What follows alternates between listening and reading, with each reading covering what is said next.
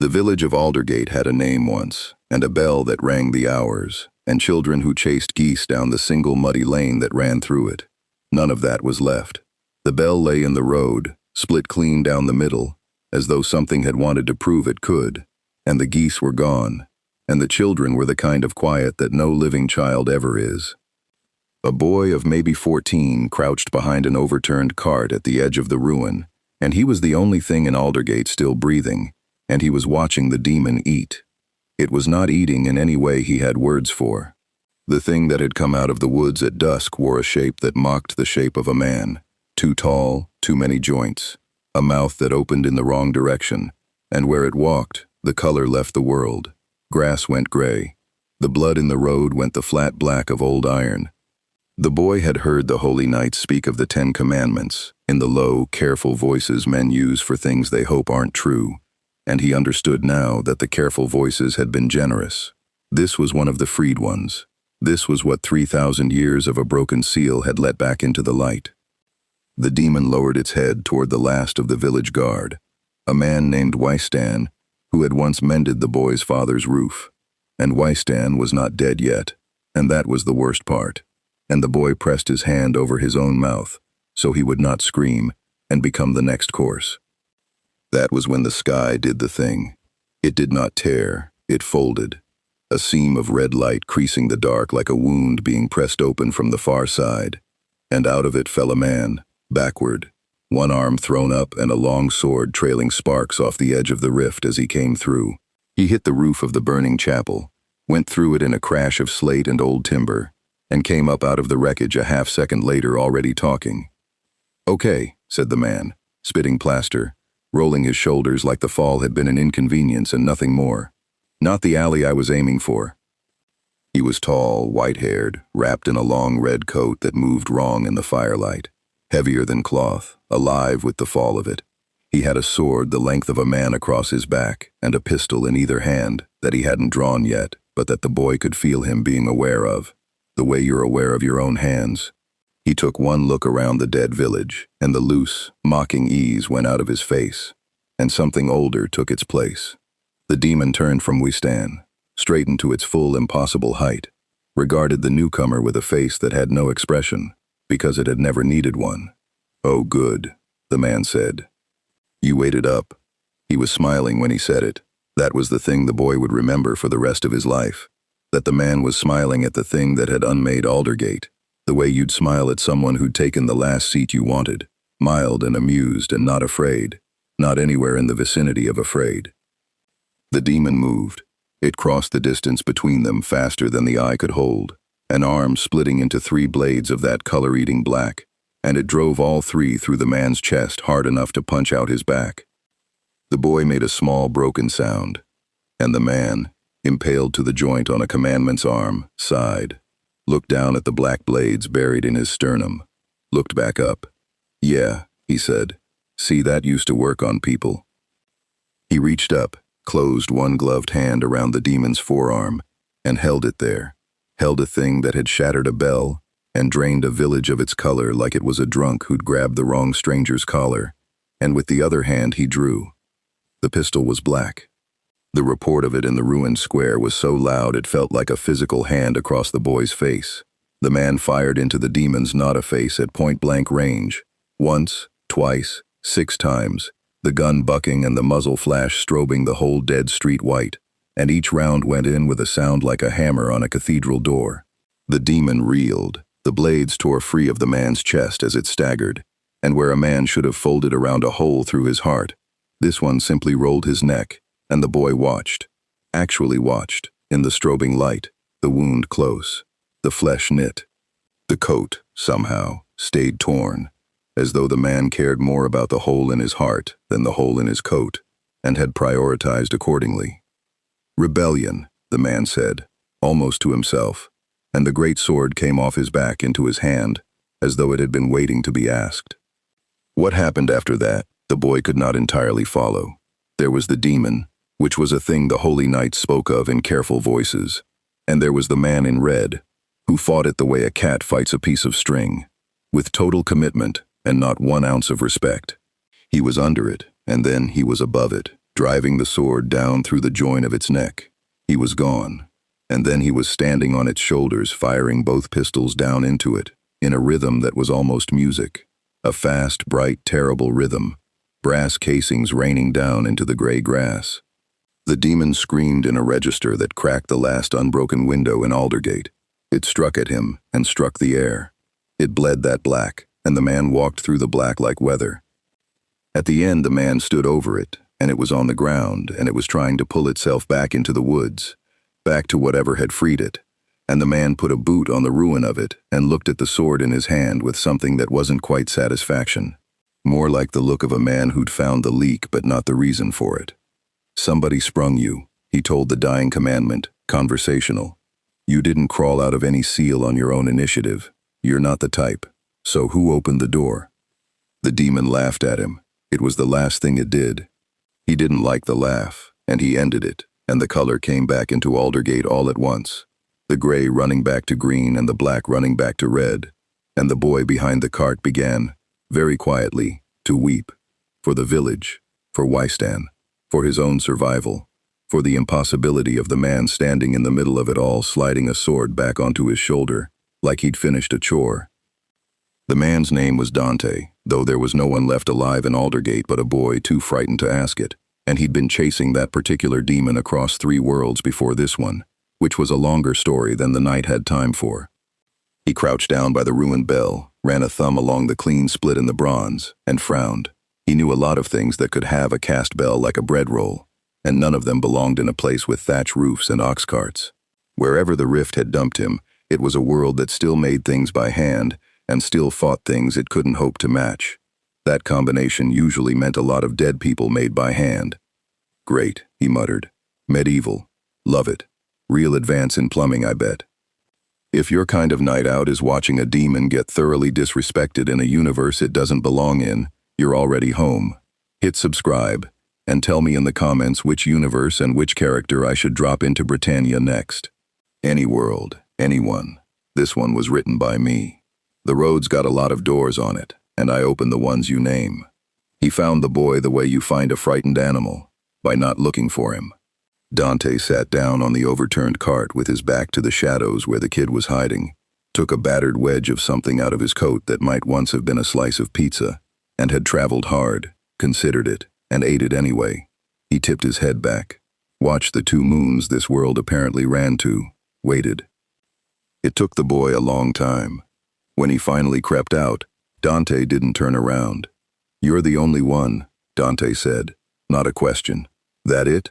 Just you? The boy's voice, when it came, was a cobweb. It came out of the trees. There wasn't. Nobody could. Yeah. Dante was quiet a moment. There wasn't. I know. That's not on you. He finally looked over, and whatever the boy had braced for in that face, it wasn't the plainness of it. You got somewhere to be? Family? Next village? Anything? My aunt, in Dalmary, past the river.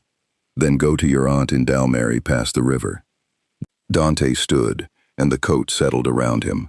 And when the holy knights come asking what happened here, and they will, somebody heard that thing die 3 counties over, you tell them the truth. Tell them a demon came out of the woods, and a worse one came out of the sky, and the worse one won. He almost smiled. They'll like that. Gives them something to worry about. He was already walking when the boy called after him, the question every survivor asks, because they have to, because the not asking is worse. Are you a demon? Dante stopped, didn't turn. Ask me on a good day, he said, and I'll tell you no. A beat. Tonight wasn't a good day. Then he was gone up the road that led away from Aldergate and toward the rest of it, and the boy stood a long time in the reborn green before he ran for the river.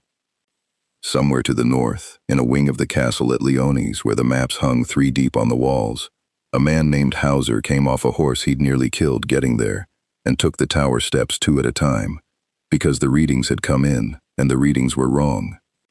He found Merlin already at the far table, and the sight stopped him cold, because Merlin was not a woman who hurried, and she was not hurrying now, but she was still in a way that was worse.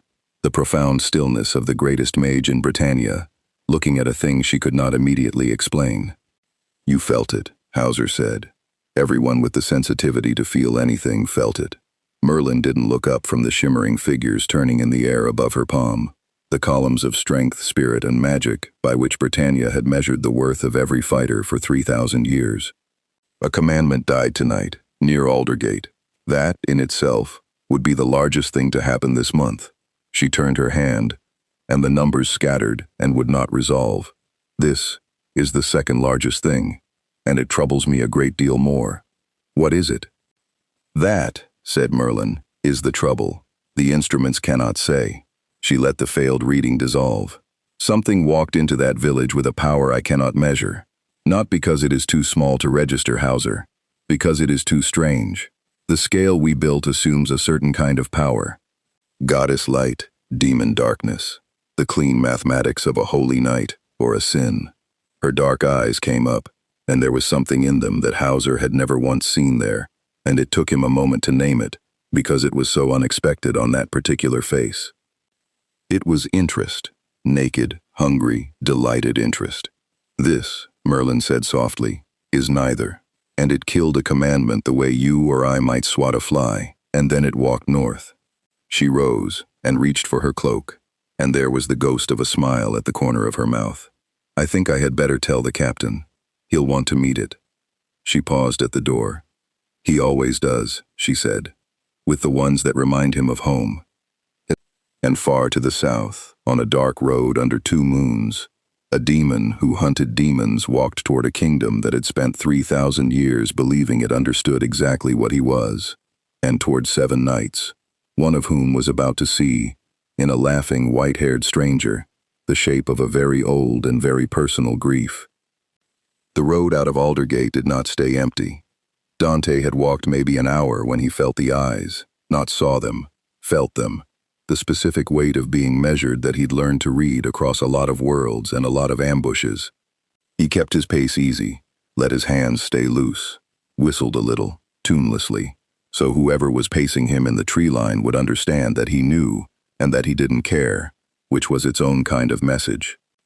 They came out onto the road ahead of him in the gray before dawn, a patrol, 6 of them, armor stamped with a crest he didn't know, a device of interlocking sigils that caught the early light. Holy knights, then. He'd figured this world for the kind that had them. The lead one was young, jaw set too hard, the way men set their jaws when they've seen something the night before that they haven't finished being afraid of. Halt, the young knight said, and to his credit his voice didn't shake. By the authority of Leones, state your name and your business on this road. Dante halted, spread his hands, empty, pistols holstered, the great sword riding quiet on his back. Name's Dante. Business is, I fell out of the sky into your dead village down there and killed the thing that made it dead. You're welcome, by the way. That's the part where you say thank you. The knight's eyes went to the sword, to the coat, to the white hair on a face too young for it, and Dante watched the man run him through whatever mental arithmetic holy knights ran, and watched the arithmetic fail. He'd seen that failure before, on the boy's face, on the dying commandments. It was becoming the theme of the evening. You'll come with us to Leones, the knight said. It wasn't a request, and they both knew he didn't have the strength to make it anything but a request. And that particular gap between what a man says and what a man can do was one Dante had a lot of sympathy for. Sure, Dante said, and the knight blinked, because they never expected sure. Leones. Fine. I'm looking for whoever's letting your monsters out of the box anyway, and a castle's as good a place as any to start asking. He started walking, right through the middle of the patrol, unhurried, and they parted for him without deciding to. The way water parts for a hull. Lead the way, kid, and tell whoever's in charge up there, I'll want to talk to your smartest person, not your strongest, your smartest. There's a difference, and it usually matters. Behind him, the young knight stared at the stranger's red coat receding up the road toward the capital, and felt, in his chest, the cold, specific certainty of a man who has just been swept up in something far larger than his rank, and had no earthly idea yet how right he was.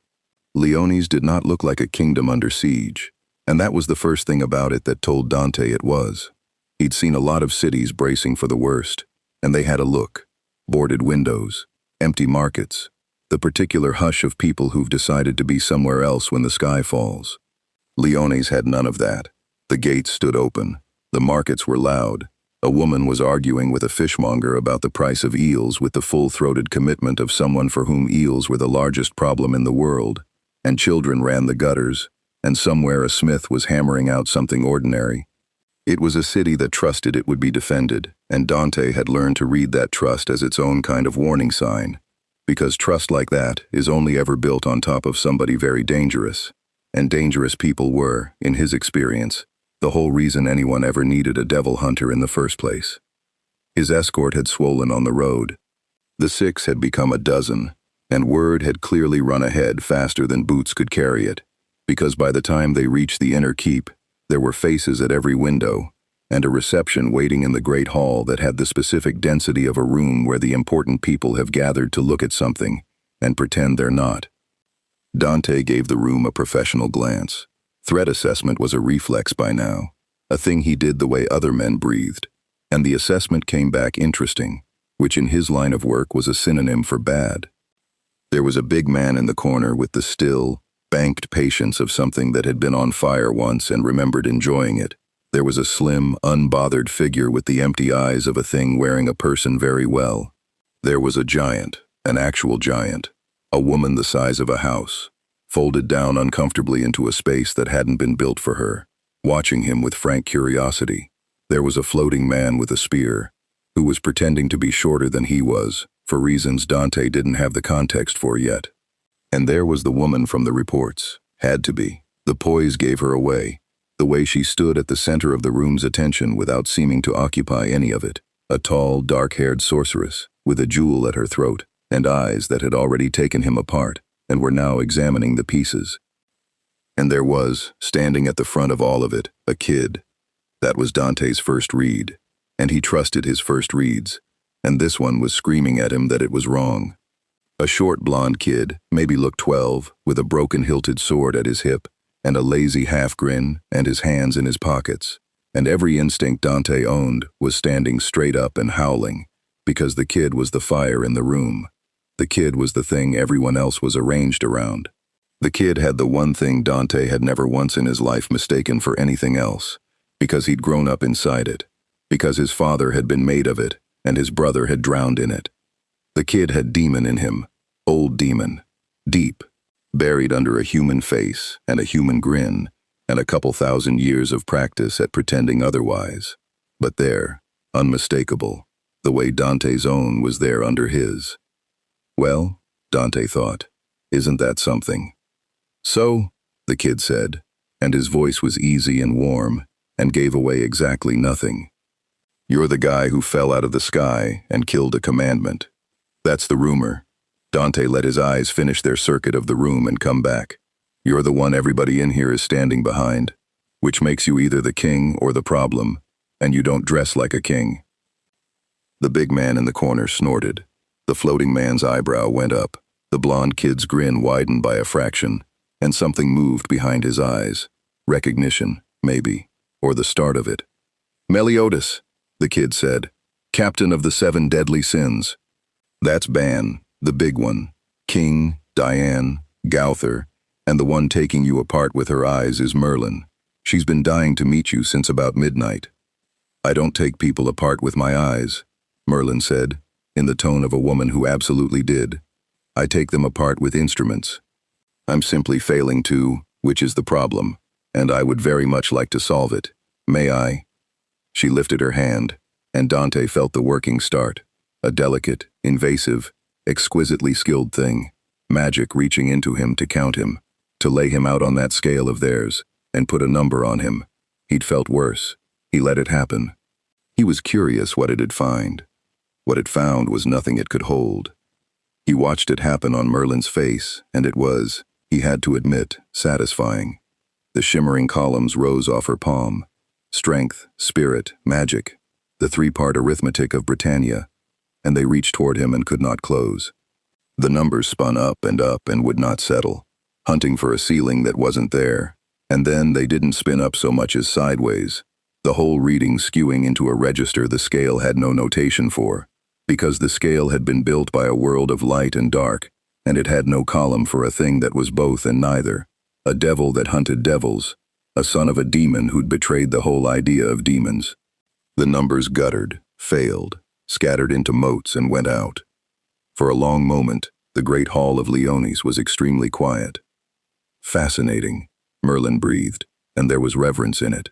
Do you understand what you're looking at, Captain? The scale doesn't merely fail to contain him, it fails to categorize him. Every fighter who has ever lived reads as some proportion of the same three things. Even the demon king, even the supreme deity, vast but legible. This, she gestured at the empty air where the reading had died. This reads as a fourth thing, as a kind of power the mathematics was never designed to describe. She looked at Dante with the open hunger of a scholar who has waited her whole long life for exactly one problem. What are you? People keep asking me that. Dante rolled a shoulder. I got a couple answers. Depends how much you're gonna hold it against me. He's a demon, Meliodas said. He said it quietly, and he said it without heat, and it landed in the room like a dropped stone. The big man, Ban, came off the wall he'd been holding up. The giant went still. King's spear drifted an inch closer to his hand. And Dante marked all of it. Every shift, the whole room recalculating in the space of 2 words.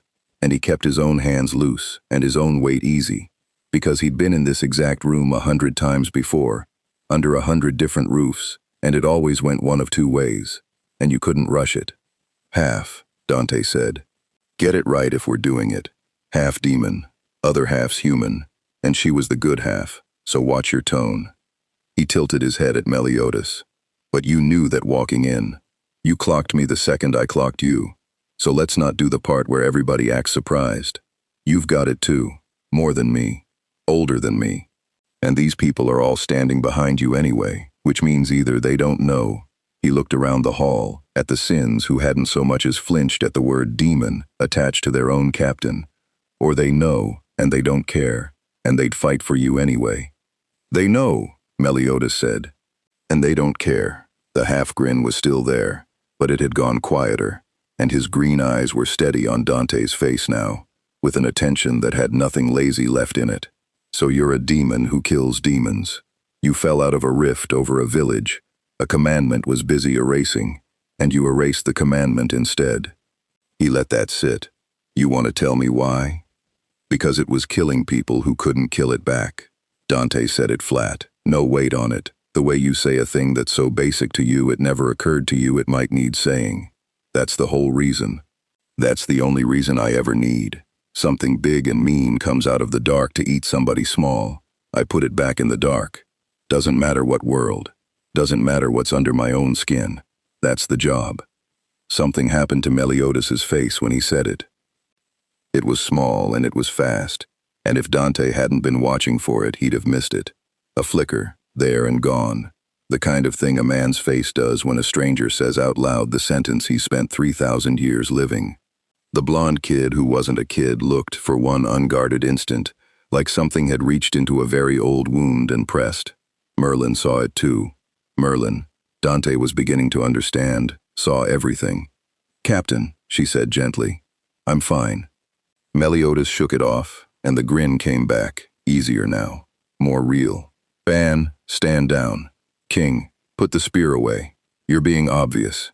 He came a step closer to Dante, and there was no fear in it, and no aggression in it, just a kind of frank, dangerous curiosity that Dante found he liked, despite himself. Here's where we are. You killed a commandment, which means you're either the best thing that's happened to us this year, or a new kind of problem we don't have a name for. Merlin thinks you're a puzzle. Ban thinks you're a fight he hasn't had yet. Don't argue, Ban. I can hear you thinking it. Me? The grin sharpened. I think you and I are going to need to have a very long conversation about our fathers. But not today. Yeah, Dante said, and something in his chest that had been braced for the fight eased by a degree, because he'd read the room right after all. This was the other way it went, the rarer way, the way where the dangerous people turned out to be dangerous, on the same side of the line as him. Not today. Today I want to know who cracked your seal, because that commandment didn't let itself out. Somebody opened the door, and whoever's opening doors like that is the actual problem, and everything else is just the noise it makes. He's right, Merlin said. loath as I am to let a variable I can't measure be right about my own crisis. She was already turning, the scholar in her overriding everything else, moving toward the maps. The seal on the commandments held for 3,000 years, and then it didn't. And the how of that is the question under every other question. Captain, if he wants to hunt the thing that freed them, then he's hunting the same thing we are. Meliodas finished it. He looked up at Dante, and the offer was there in his face before he made it, plain and unhesitating, in a way that Dante would spend a while afterward turning over, because trust that fast was either foolishness or a very deep read on somebody, and he was starting to suspect the blonde kid didn't do foolishness. Boarhat's parked in the courtyard. It's a tavern. It walks. Long story. You want in on this? You drink where we drink, and you eat where we eat. And Ban cooks, so I'm sorry in advance. Oi, said Ban, without much force. Dante looked around the hall one more time, at the giant, at the empty-eyed one, at the floating fairy king, at the greatest mage in the world already lost in her maps, at the immortal in the corner sizing him up for a fight they'd both clearly enjoy having someday, and at the small demon-blooded captain in the middle of it all who'd looked, for half a second, like Dante had reached across a rift and touched something he'd buried a long time ago. Tavern that walks, Dante said. Cook who's a warning. A mage who wants to dissect me, and a captain who wants to talk about his dad. He shrugged the great sword into a more comfortable seat on his shoulder. Yeah, all right. I've said yes to worse. Point me at the beer and start explaining exactly what a commandment is, because the one I killed had a very rude way of introducing itself, and I'd like to be less surprised next time. And as the 7 deadly sins folded a devil who hunted devils into their number, without quite deciding to, as Merlin filed away, in the vast, careful library of her mind, the single most interesting problem she had encountered in 3,000 years of collecting problems, none of them yet understood the thing that Merlin alone had half glimpsed, and not yet said aloud, that a power the scale could not measure was not merely an asset in the war to come. It was a variable the 10 commandments could not measure either, and the commandments' entire terrible strength rested on curses that worked by rules, absolute, reality-bending, unbreakable rules, and a rule can only bind a thing it can define. They had just taken in a man nothing could define. The Holy War had not accounted for him, and somewhere south and dark, the ones who'd opened the door were about to find that out. The place where the seal had broken was a wound in the world, and the 10 commandments had made it their court. It lay far to the south, past the reach of Leonas's patrols. In a valley the maps of Britannia had stopped naming, because nothing had lived there to name it after, for 3,000 years. The seal had been a thing of goddess light once, a lattice of arc woven into the bones of the earth by the supreme deity herself, at the close of the last holy war, a cage of pure radiance, meant to hold the demon kings 10 chosen for eternity. Eternity had proven shorter than advertised. The lattice hung in tatters now, strands of dead light drifting on a wind that smelled of old blood and older grudges, and beneath it, the freed elite of the demon clan had gathered to remember what the world had been foolish enough to let them forget. Esterosa lay on his back in the dead grass with his eyes closed, which was how he preferred to think, and thought about the thing that had happened in the north. He had felt it. They had all felt it. One of their number, not a great one, not one of the strong ones, but theirs, sealed alongside them, freed alongside them, had gone out into the world to do the simple work of reminding Britannia what it was for, and had died. That, by itself, was a small thing. The world still had a few teeth in it. A holy night of unusual quality, an artifact dragged out of some vault, a sin. Any of these might account for a dead lesser commandment, and none of them would be worth opening an eye over. But Esterosa had felt how it died, and that was worth opening both. You felt it too, said Galand, and it was not a question, because Galand did not ask questions.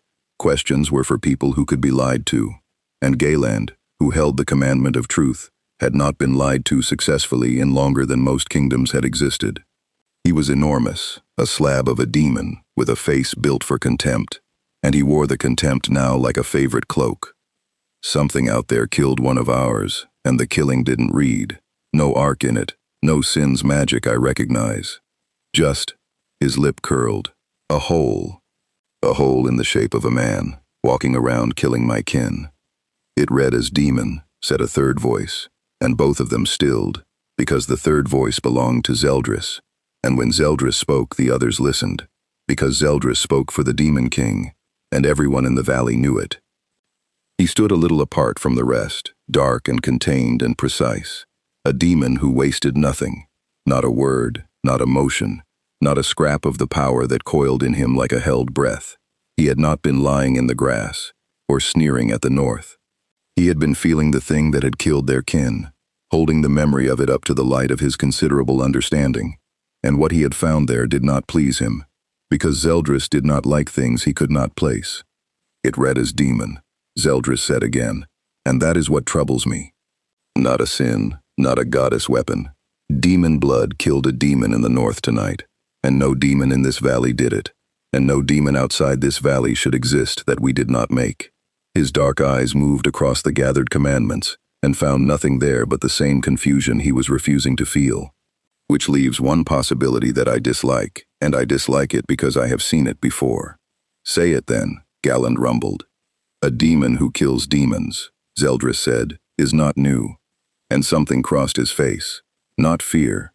Zeldris did not do fear, but the cold recognition of an old and hated pattern. There was one before, long before, a demon of the highest rank who turned his blade on his own kind, who chose the humans and the little scrabbling clans over the king who made him, who broke the demon clans back in the last war, and then vanished into legend so that we would not have to keep saying his name. His jaw tightened. We are not saying it now, but you all know it, and if his shadow has fallen across Britannia again, if the world has grown another traitor of that make, then killing it is no longer a matter of pride. It is a matter of survival, because the last one nearly ended us. The valley was quiet. Even Galen's contempt had gone still, because they did all know the name Zeldris would not say, and it was not, in fact, the name he was thinking of. He was thinking of the traitor of the last war, the Dark Knight who had turned his coat. He did not yet know that the thing in the north was that traitor's echo out of another world entirely, a son of exactly that kind of betrayal, born of exactly that choice, carrying exactly that hatred of things that preyed on the small. Zeldris was reaching for the closest shape his history offered, and the shape he found was Sparda's, though he had never heard that name and never would, and he was more right than he could know and more wrong than he could afford. We measure it, Zeldris decided. Before we do anything else, we find out what it is, and how it is strong, and where the rules of the world stop applying to it, because everything has a rule that binds it, everything. That is the whole of what we are. That is the gift the king gave us.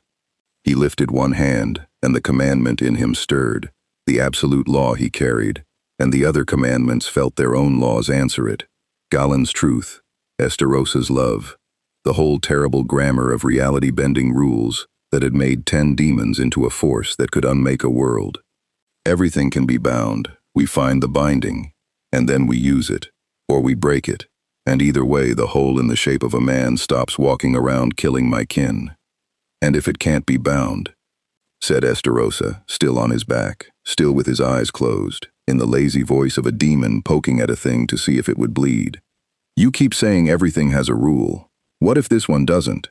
What if it read as a whole because it is a whole, because it's a thing our rules were never written to catch? Zeldris looked at him for a long moment.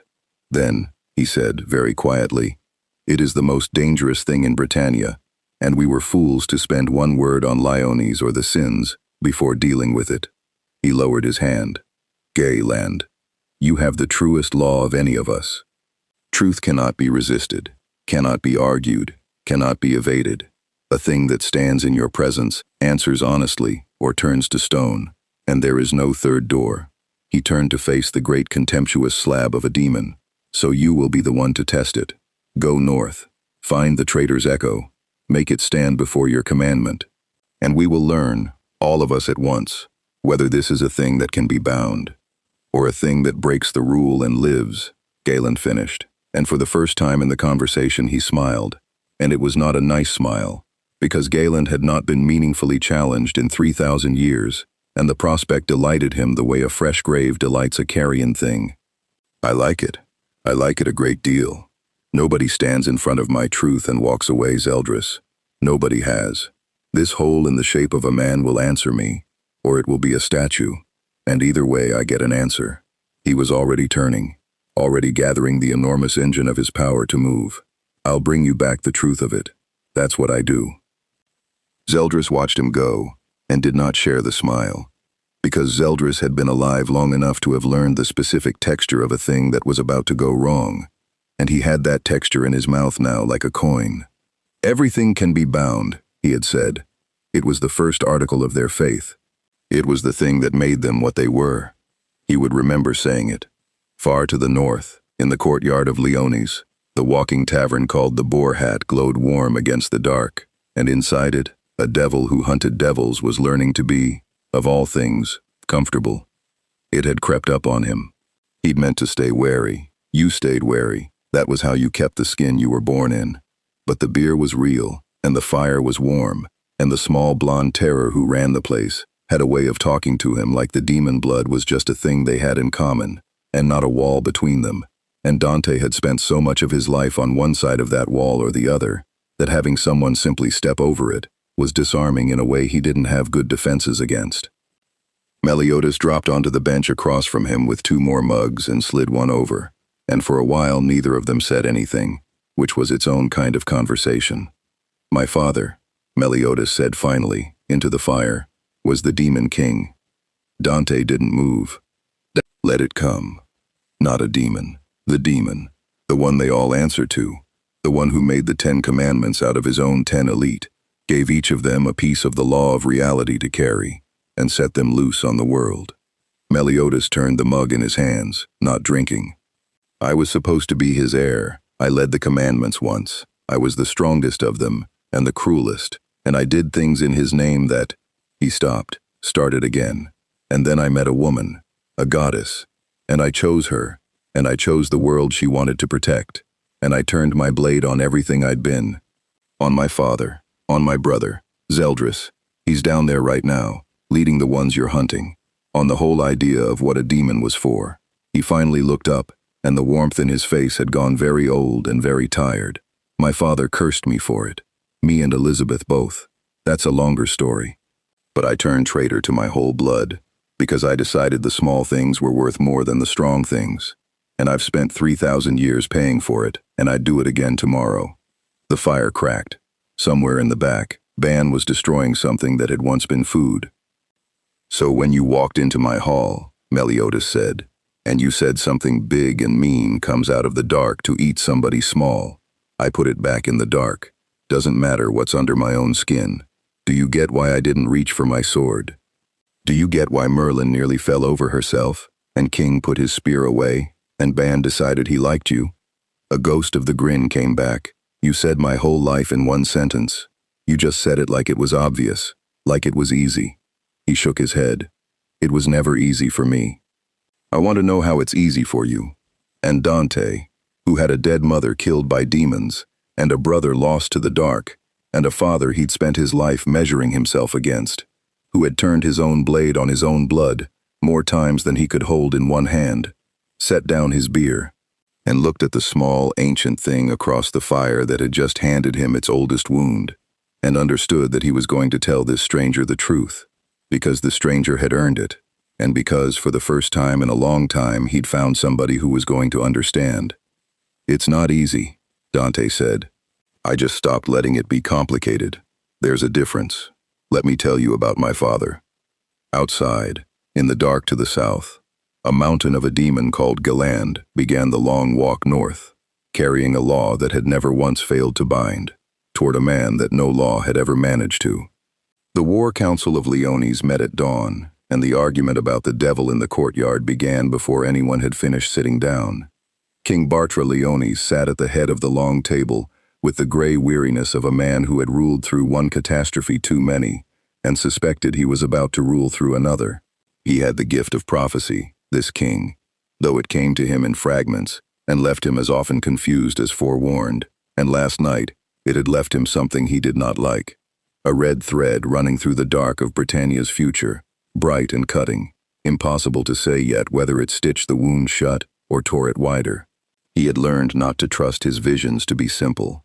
But he had also learned not to ignore the ones that woke him with his heart going like a war drum, and this had been one of those. Around the table sat the people who would have to decide what to do about the thread. "He killed a commandment," said Guila, one of the young holy knights, "and there was open awe in it. Alone, in minutes, we lost 30 knights at Hendrickson's rebellion, and we couldn't have touched one of the freed commandments with all of them. And he did it, falling out of the sky." "He killed a commandment," agreed the man across from her, older, harder, a veteran named Deldry, with a burn scar he'd earned in the last crisis, and a distrust of miracles he'd earned in every crisis before it, which tells us he's stronger than a commandment. It does not tell us he's on our side. Those are very different questions. And the second one is the one that gets people killed. A wolf that eats the fox in your henhouse is still a wolf, and he's still standing in your henhouse. "He came in peaceably," said Hauser. "He walked into the throne room, let Merlin try to measure him, and asked us who freed the commandments so he could go kill them too. That's not a wolf. That's an ally with better manners than half the people at this table. That's a wolf who's hungry for a different fox," Deldry shot back. "Don't mistake shared prey for shared purpose. What happens when the commandments are dealt with and he's still here? A thing we can't measure and can't bind and can't beat, standing in our capital with our children in the streets around him. What's his rule then?" "He doesn't have a rule," said a new voice, and the table turned, because Merlin had entered, and Merlin at a war council was a rare enough event to silence a room. She crossed to the table but did not sit. That is precisely the point, and precisely why you should all stop talking about him, as though he were a chess piece with known moves. He has no rule. The scale cannot read him, and I have spent the night, since none of you can sleep through a problem like I can't, understanding why. She set her hands flat on the wood and leaned into the room. "May I explain?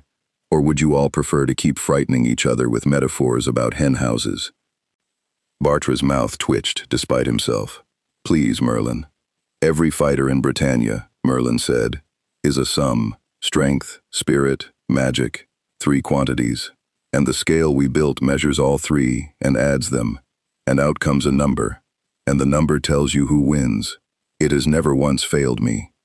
I have measured sins and holy knights and commandments, and I have measured the demon king's own power at second hand, and all of it, fits the scale, because all of it is the same kind of thing, power that flows from the 2 great sources, the light of the goddesses and the dark of the demons, in some proportion, in some quantity. Even a commandment's curse, that reality-bending law they each carry, is a demon clan working at bottom. It is dark power shaped into a rule, vast but legible, terrible but categorizable." She let the word hang. "This man is not categorizable. When I measured him, the reading did not overflow, that I could have understood, a number too large for the frame. It did something stranger. It skewed. It ran off the axis entirely, into a direction the scale has no name for, because he is not a proportion of light and dark. He is a third thing braided with a fourth. Half of him is human, ordinary human, the same stuff as every soul in this city, and the other half is demon, but a demon from somewhere else. A demon whose blood answers to a different law than the one the Demon King wrote into ours." Her dark eyes swept the table. "Do you understand what I am telling you? Our commandments, the freed 10, the greatest threat this world has faced in 3,000 years, are strong for exactly one reason. They carry curses, absolute rules. You cannot lie in my presence. You cannot betray without dying. You cannot love without being consumed. Reality itself obeys these laws inside their reach, and there is no defense, because the laws are woven into the fabric of a world their king helped make." "And," Deldry said, but quieter now. "And a law can only bind what it can define," Merlin said. "The curse of truth compels a liar to answer or turn to stone, but it must first recognize you as a thing that can lie, a thing that operates by the grammar it was written in. The curse of love consumes those who feel love, but it must first find, in you, the thing it calls love. These curses are the most powerful weapons in Britannia, and they all share a single hidden assumption, that the thing they are aimed at is the kind of thing they were written to catch. That it is native to the same reality. that it plays by the rules that reality runs on. She straightened, and there was something almost like joy in her, the fierce joy of a scholar, holding a truth that changes the shape of the board. We have just taken into our city a man whose blood was written in a different language. The commandments' curses may reach for him and find nothing to grip.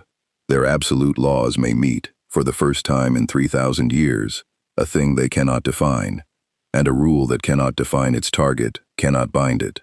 The council was very quiet. "You're saying," Bartra said slowly, "that he might be the one thing in Britannia the commandments cannot beat, with the thing that makes them unbeatable." "I am saying it is possible," Merlin said. "I am saying I would give a great deal to watch it happen. And I am saying that if I have reasoned this out in a single night, then Zeldris, who is not a fool, whatever else he is, will reason it out too, the moment he learns what killed his kin in the north. Which means they will come to test it. They will send a commandment to lay a curse on him and see whether it holds." She smiled, thin and sharp. "And I intend for us to be watching very carefully when they do. Because the answer to that question, gentlemen and ladies, is worth more than every soldier in this kingdom. If the commandment's curses fail against him, then we have not gained an ally. We have gained a key." Deldry sat back. The awe and the distrust were warring in his scarred face, and Merlin's argument had not resolved the war so much as raised the stakes of it. "And if you're wrong, if their curses catch him, fine, and now we've got an uncontrollable demon, and the commandments know exactly how to leash him, and they leash him pointed at us. Then," Merlin admitted, "we will have a very bad day. I did not say the variable was safe. I said it was interesting. Those are, as your colleague noted, very different questions." She finally pulled out a chair and sat, folding her hands. "Which is why I propose we do the sensible thing, and stop debating the wolf in the abstract, and instead ask the wolf. He is downstairs. He drinks with the captain. If you want to know his rule, Deldry, go and ask him what he'll do when the commandments are dead and he's still standing in your henhouse. I suspect his answer will surprise you. It surprised the captain, and the captain does not surprise easily." And downstairs, at that very hour, the wolf was being asked a smaller version of exactly that question, by someone with far less at stake and far more nerve. Diane had come to the Boar Hat to eat, because Diane was a giant, and giants ate, and she had folded herself into the largest corner the tavern could offer, and worked through a spread that would have fed a garrison, and somewhere in the middle of it she had simply, frankly, asked the stranger in the red coat, the thing everyone upstairs was tiptoeing around. "So when this is all over," Diane said around a mouthful, "what do you want?" "Everybody wants something. King wants the Fairy King's forest back the way it was. Ban wants, well, Ban's complicated. The captain wants to break a curse. Merlin wants to know everything about everything. What about you? You fell out of the sky. You don't have a home here. When the bad demons are dead, where do you go?" Dante considered the giant across from him, the total lack of guile in the question, the way she'd asked it, the way a child asks, which was to say without any of the traps adults built into their questions, and found he didn't want to give her a clever answer. "Back to work, probably," he said. "There's always more of them. Doesn't matter what world. Something big always comes out of the dark eventually, and somebody's got to be standing there when it does." He turned his mug. "I don't do the home thing real well. Tried it once. Didn't take." A pause. "But I'll tell you what I don't do, since your council upstairs is chewing their nails about it, and I can hear them. These walls aren't as thick as your mage thinks. I don't turn on the people who feed me. I don't hurt the small ones. And I don't stick around where I'm not wanted. So when the job's done, if this place decides it's had enough of the guy it can't measure, I'll walk. No hard feelings. That's my rule, if that scarred lady up there wants one. Same as it's always been. Kill the thing in the dark, protect the thing in the light, don't overstay." He almost smiled. "Tell her that, next time she's frightening people with hen houses. Tell her the wolf's housebroken." Diane blinked at him.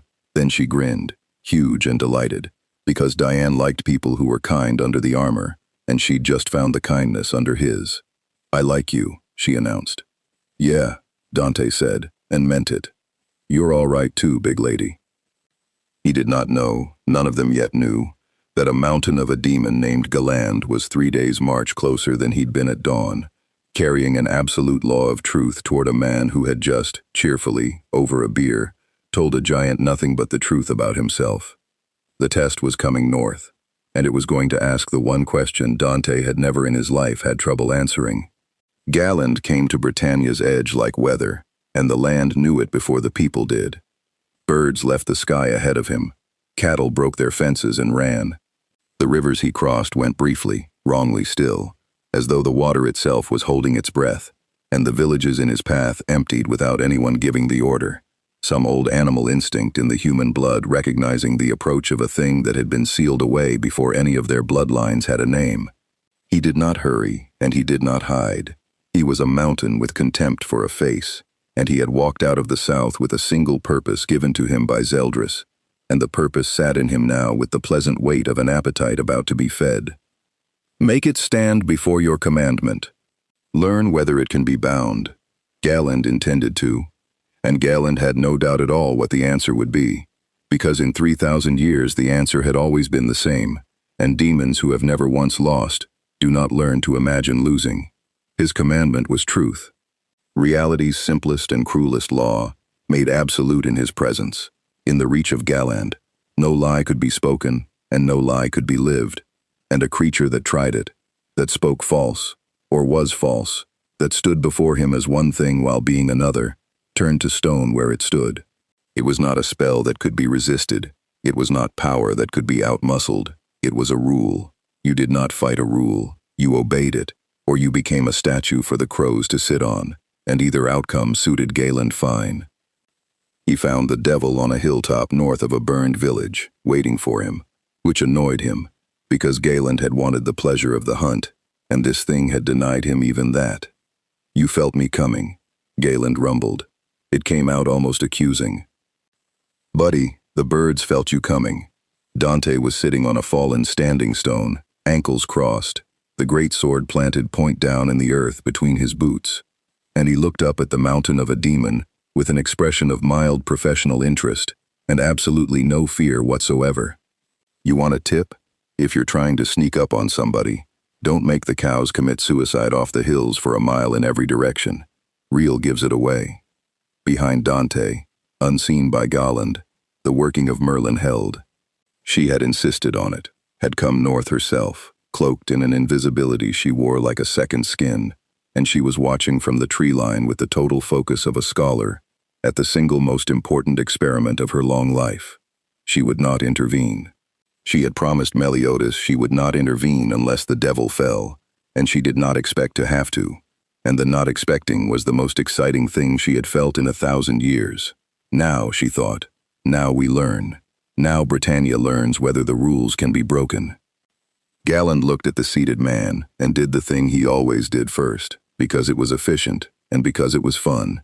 He reached out with his commandment and turned it on, flooded the hilltop with the absolute law of truth, the invisible pressure of it settling over the standing stones, and the burned village, and the man in red like a change in the weight of the air. Merlin, in the tree line, felt it and went rigid, because she could feel her own capacity to deceive simply close. A door in her mind she hadn't known was a door swinging shut and locking. Within Galand's reach, honesty was not a virtue, it was physics. There, Galand said, satisfied, feeling the law take hold of the hilltop. Now, let's have the truth of you, whole in the shape of a man. That's my gift, you understand. In my presence, you cannot lie, and you cannot be a lie. So I'm going to ask you what you are, and you're going to answer me true, because you have no other option. And if what you are and what you claim don't match, if there's a single falseness in the shape you're wearing, you'll be a statue before you finish the sentence. He smiled his terrible smile. It always works. I've turned kings to stone for a flattery. I've turned my own kin to stone for a boast. There's no standing in front of truth. So what are you? And here it was, the moment Merlin had reasoned out in a single sleepless night, the moment Zeldris had feared in the shape of a coin in his mouth, the moment the whole terrible engine of the commandments came down to a single point and asked its question of a thing that had never once been built to answer it. The law reached for Dante.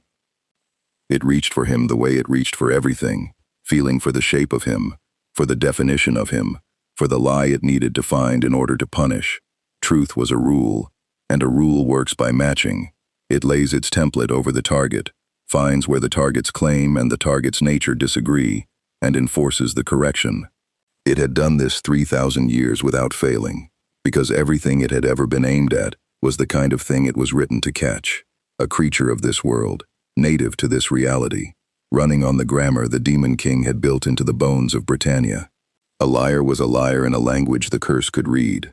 A false thing was false against a truth the curse could name. But Dante's blood had not been written in that language.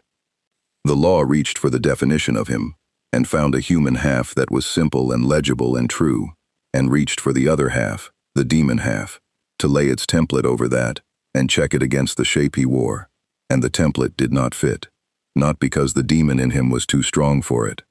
Because it was the wrong kind. It was demon by a different authorship. A devil blood from a world the Demon King had never touched.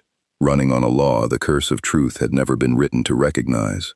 The template slid off it the way a key slides off a lock it was never cut for. There was no purchase. There was no place for the rule to grip. Galand's commandment reached into Dante to find the falseness it always found, and encountered instead a thing it could not read at all. Not honest, not lying, simply illegible. A truth in a script the curse had no letters for. And a rule that cannot define its target, cannot enforce against it. The law that had never failed did not fail so much as find nothing to happen to. Dante felt it. That was the part that would stay with Merlin. She could see, even from the tree line, the moment the devil felt the absolute law of truth pass through him and close on air. He tilted his head, frowned faintly, the way you frown at a draft from a window you thought was shut. Huh, Dante said. That was supposed to do something, wasn't it? Galand's smile did not fade so much as stall. 3,000 years is a long time to build a thing into the center of what you are, and Galand had built truth into the center of himself so completely that for a full second his mind simply refused the evidence, reran the working, checked the law, confirmed that yes, his commandment was active. Yes, the hilltop was drowned in it. Yes, this creature stood squarely within its absolute and unbreakable reach. And no, nothing had happened to it. You didn't turn to stone, Galand said. It came out strange, uncertain, a tone Galand had not used in longer than Leone's had existed. Was I supposed to? Dante rocked to his feet, pulling the greatsword up out of the earth, and there was something almost gentle in how he said the next part, the way you're gentle with someone who's just watched their whole understanding of the world crack down the middle. Yeah, I got that speech before. Different guy, different world, same energy. You can't lie in my presence. You can't be false. The rule is absolute. He shouldered the sword. Here's the thing about absolute rules, big guy. They're only absolute for the stuff they were written about. You wrote yours about the things in this world, the demons and the goddesses and the little clans, everything that runs on your king's grammar. And I get it. Makes you a god around here. Nobody in Britannia can stand in front of you and lie, so nobody in Britannia can stand in front of you at all.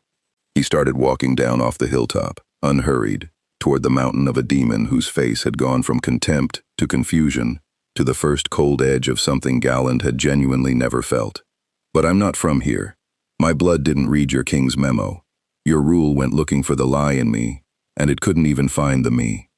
It doesn't have the letters to spell what I am.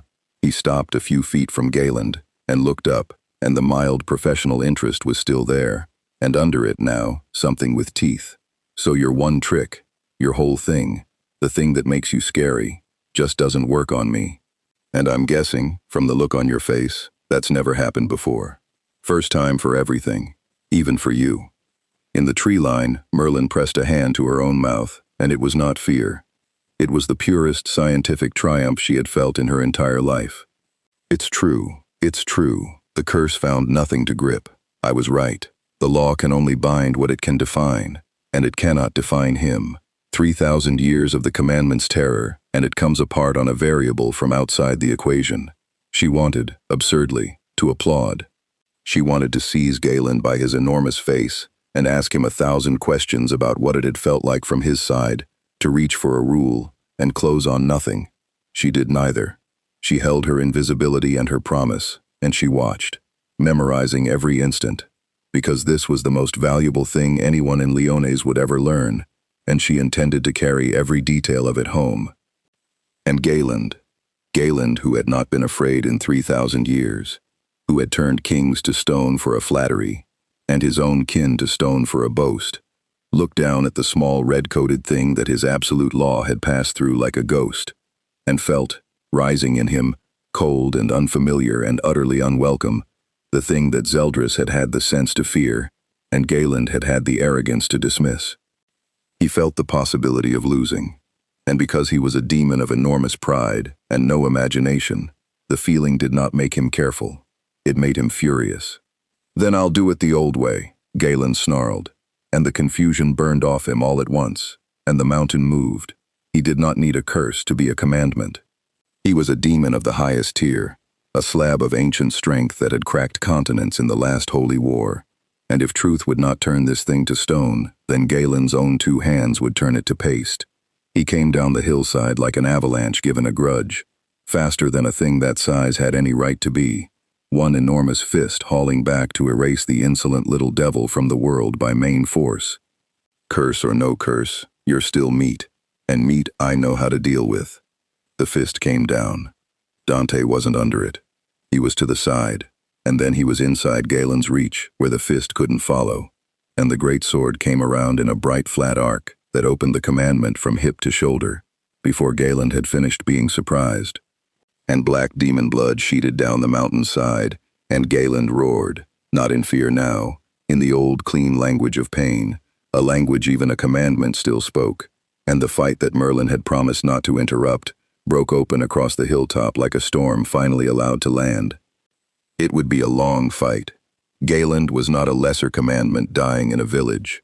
Galand was one of the strong ones, and stripped of his curse, he was still a mountain that could break a kingdom, and he did not intend to be the first of his kind to fall to the thing from outside the scale.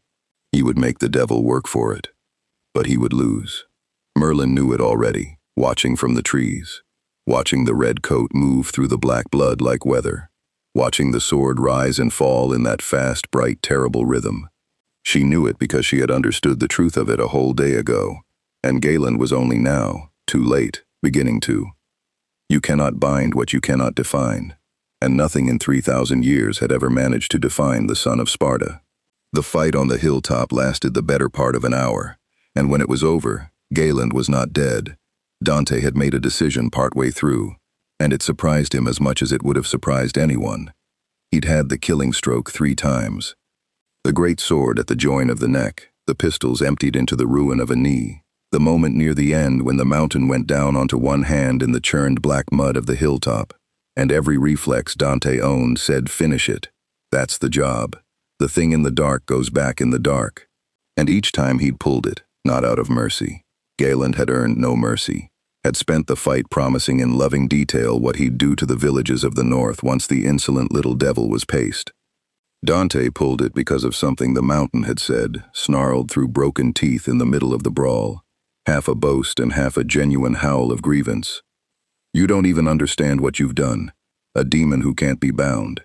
In a war built on binding, you'll break everything. You'll break the whole shape of it. And Dante had thought, yeah, that's exactly what I want to talk to somebody about. Not this one. This one was too proud and too stupid and too far gone in his own contempt to be worth the conversation. But somebody down south had opened a door and let this out, and somebody down south had a brother up here in a walking tavern, and Dante was starting to suspect that the fight that mattered wasn't going to be settled by how many commandments he could cut in half. So he'd broken Galand instead of killing him, shattered the enormous body past its ability to keep fighting, driven it down and down until the mountain simply couldn't rise. And then he'd stood over it, breathing easy, coat smoking faintly where black blood had eaten at the leather, and delivered a message instead of a death blow. Go home, Dante told the ruined commandment. Crawl back to your valley, and your brother, and whoever's giving the orders down there. Tell them you found the thing that can't be measured. Tell them your best trick went right through it. And tell them, he crouched down, so the mountain could see his face, and there was nothing light in it now. Tell them I'm not here for a war. I'm here for whoever opened your cage. They point me at that. We don't have a problem. They keep sending things like you to eat villages, and I'll keep being the worst day those things ever have. Their choice. You're the messenger. Congratulations." And Galand, too broken to fight, too proud to beg, and for the first time in 3,000 years, genuinely afraid of a thing smaller than himself, dragged his shattered bulk back toward the south. And that was its own kind of message, because commandments did not retreat, and every creature in Britannia that felt him pass would know that something had made him. Merlin let her invisibility fall the moment Galand was over the horizon. "That," she said, walking out of the tree line with her eyes bright as struck coins, "was the single most instructive thing I have witnessed in 3,000 years, and I have witnessed the sealing of the Demon King. You let him live. Why? You had him. I could have told you the geometry of 6 different killing strokes. Why send him home?" "Because a dead one tells them nothing," Dante said, cleaning the great sword with a practiced motion, "and a broken one tells them everything. I want the people running this to know exactly what happened up here.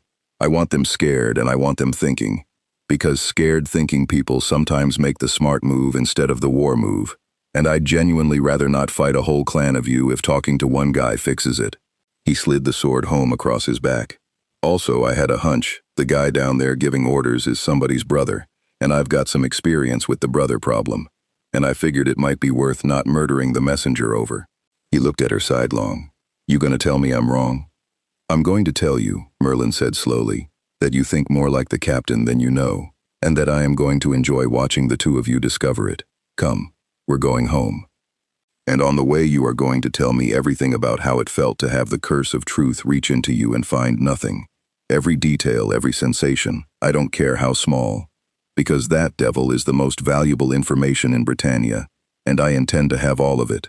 The boar hat had walked itself to a river meadow half a day's ride from Leone's, and it was there, that night, that Dante and Meliodas finally had the conversation the whole crossover had been bending toward. They walked out along the water while the others slept, the giant snoring in a way that made the ground tremble faintly, the immortal and the fairy king and the empty-eyed one all bedded down, Merlin awake somewhere with her notes and her endless hunger, 2 demons who'd chosen the small things over the strong things, walking a riverbank under 2 moons, and for a while, neither of them said much, because the thing they were circling was large and old and neither wanted to be the one to say it wrong. Meliodas said it first anyway. He usually did. "Galand's curse didn't touch you," he said. "Merlin told me on the way in. Truth reached into you and came back empty. He watched the water. You know what that means down here? You know what you are to this world now?" Merlin gave me a word for it. "Illegible." Dante almost smiled. Said my blood didn't read the memo. I liked that. "It's more than that." Meliodas stopped and turned, and there was something urgent in his face now, something that had been building since the throne room and had finally found its edge. "The commandments are the worst thing in Britannia because of the curses, not because they're strong. Plenty of things are strong, because reality obeys them. You cannot lie in front of Galand. You cannot betray in front of Zeldris and live. You cannot love in front of Esterosa without it eating you. These aren't attacks you dodge or block, they're laws, and there's no defense against a law, and my whole clan, the clan I was born to lead, the clan I betrayed, built its entire power on the fact that the little things, and the light things, and even the goddesses, all have to obey the rules the Demon King wrote." He took a breath. "And you just walked through the oldest of those rules, like it wasn't there, because you're not written in it. You're the one thing in existence the Demon King's grammar can't spell." "Yeah," Dante said. "I got that. It's a neat trick, doesn't work in my world. Plenty of stuff back home would like a word about how bindable I am, but here, sure, their whole thing is rules, and I'm a guy the rules skip. Congratulations to me." He studied the smaller demon's face. "But that's not why you dragged me out here to talk under the pretty moons. You look like a guy about to ask me for something, so ask." Meliodas laughed, short and real. "You don't miss much. Occupational hazard. Ask." And Meliodas asked, but not for what Dante expected. And that was the turn of the whole thing. The moment the crossover stopped being about power and started being about the 2 men holding it. "My father cursed me and Elizabeth," Meliodas said. "You know this part. Immortal, both of us, but not the good kind. She dies. over and over, every lifetime. Once she remembers who she is, she dies. And she comes back. And she doesn't remember. And I have to watch her fall in love with me again, knowing exactly how it ends. And then I have to watch her die again. And I've done it more times than there are stars. And the curse is a rule, Dante. It's a law my father wrote into the two of us. Absolute, unbreakable. Reality obeys it. She dies because the rule says she dies. And there's no defense against a law. His voice caught. 3,000 years of grief coming up through the crack in it. Except that I met you. And I watched a law that's held for 3,000 years reach for you and find nothing to hold. Because you're not written in the grammar it runs on. The river ran on in the dark. Somewhere behind them the walking tavern glowed warm. And I've been walking out here half the night, Meliodas said, very quietly, trying to decide whether that means anything. Whether a thing that can't be bound by one of my father's laws might be a thing that could touch another one. I don't even know what I'm asking you. I'm not asking you to break the curse. I don't think anyone can. I've spent 3,000 years learning I can't. I think I'm asking. He stopped and looked up, and for once the ancient thing wearing a boy's face just looked tired, and hopeful, and afraid of the hope. I think I'm asking if it's even possible. If a thing like you existing means the rules aren't as absolute as I've spent an eternity believing, because if they're not, if even one of my father's laws can be walked through by the right kind of impossible thing, then maybe I've been wrong to give up. And I don't know if you have any idea what it costs me to say, maybe I've been wrong to give up. And here was the SDS dilemma, sitting on the riverbank between them under two moons. Not a fight, not a curse duel, but the oldest ache this universe had. The immortal watching the woman he loves die on a loop written into the bones of the world, asking a stranger from outside that world whether the loop might, impossibly, have a door. Dante was quiet a long time. He knew what the honest answer was, and the honest answer was, I don't know, and I'm not the thing that fixes your curse, and I've learned the hard way that hope you can't cash is worse than no hope at all. He'd lost people.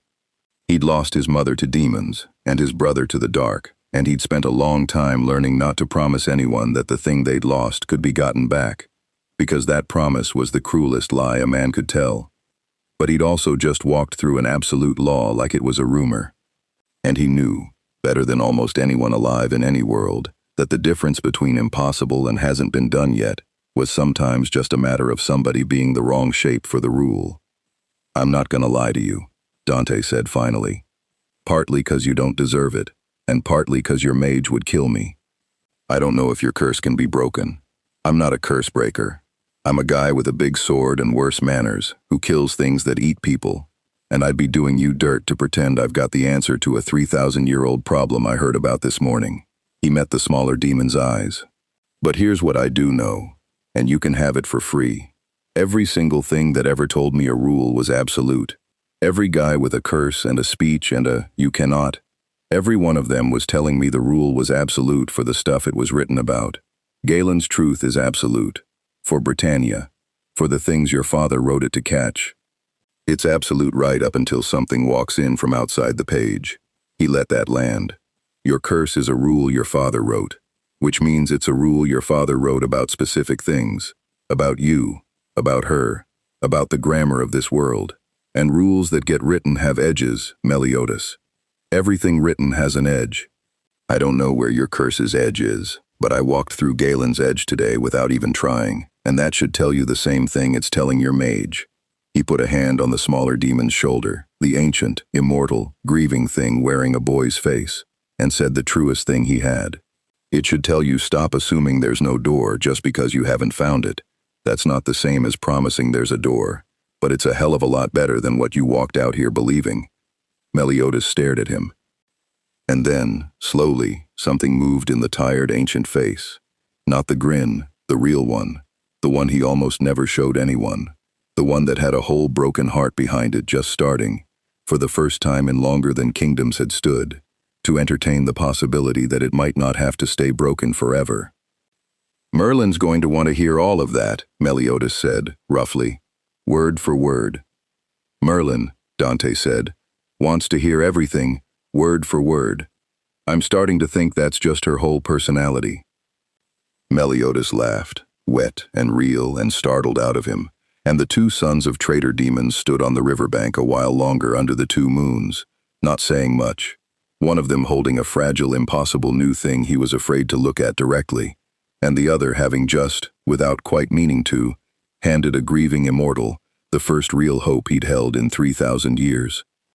Neither of them knew yet that far to the south, Galand had crawled home broken, and that Zeldris had listened to his ruined lieutenant's report in total silence, and had understood every terrible implication of it faster than Merlin had, and had already decided that a thing which could not be bound could not be allowed to keep breathing, and that the time for testing was over, and the time for the whole strength of the 10 Commandments was about to begin. The holy war was done stirring. It was about to wake all the way up. Zeldris did not rage when Galand crawled home. That was the thing the other commandments found unnerving. Rage they understood. Rage was clean. Rage was demon. Rage was a thing you could stand next to and warm your hands on. But Zeldris took his broken lieutenant's report in perfect stillness, and the stillness was worse, because it meant the second son of the Demon King was doing the thing he did that none of the others could. He was thinking 3 moves past the board.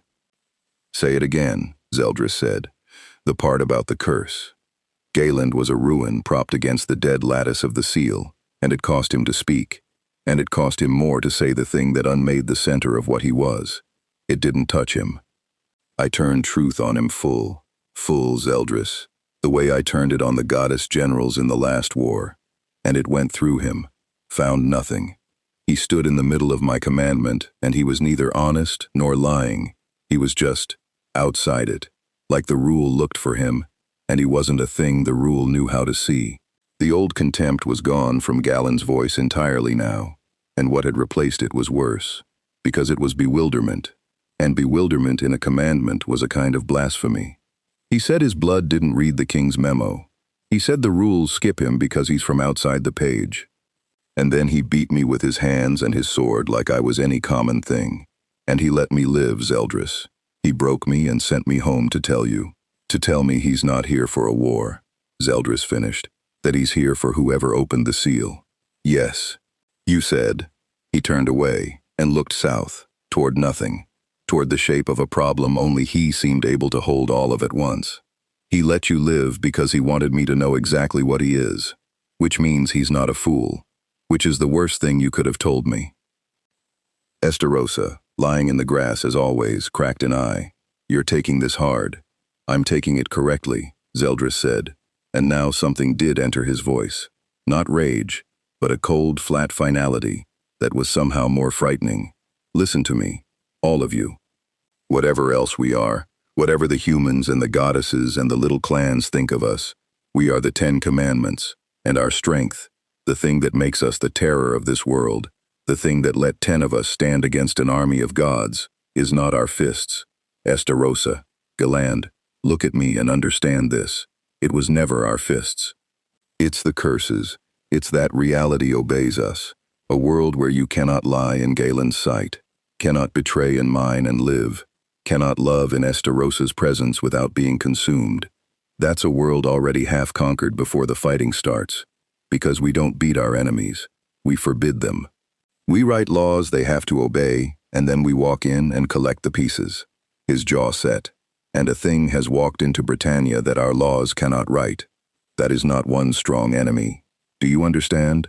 One strong enemy we could bind and break, like we've bound and broken 1,000 strong enemies. This is a hole in the entire method. If it lives, if word spreads that there is a shape a commandment's curse cannot touch, then every enemy we've ever forbidden starts to wonder if they might be that shape too. It doesn't just beat us. It unmakes the reason anyone was ever afraid of us." The valley was silent. Even Estarossa had sat up. "So we don't test it again," Zeldris said. "We don't send one of us to measure it. We already have our measurement, and the measurement is, it cannot be bound, and it can break a strong commandment with its hands. That is everything I need to know. What comes next isn't a test."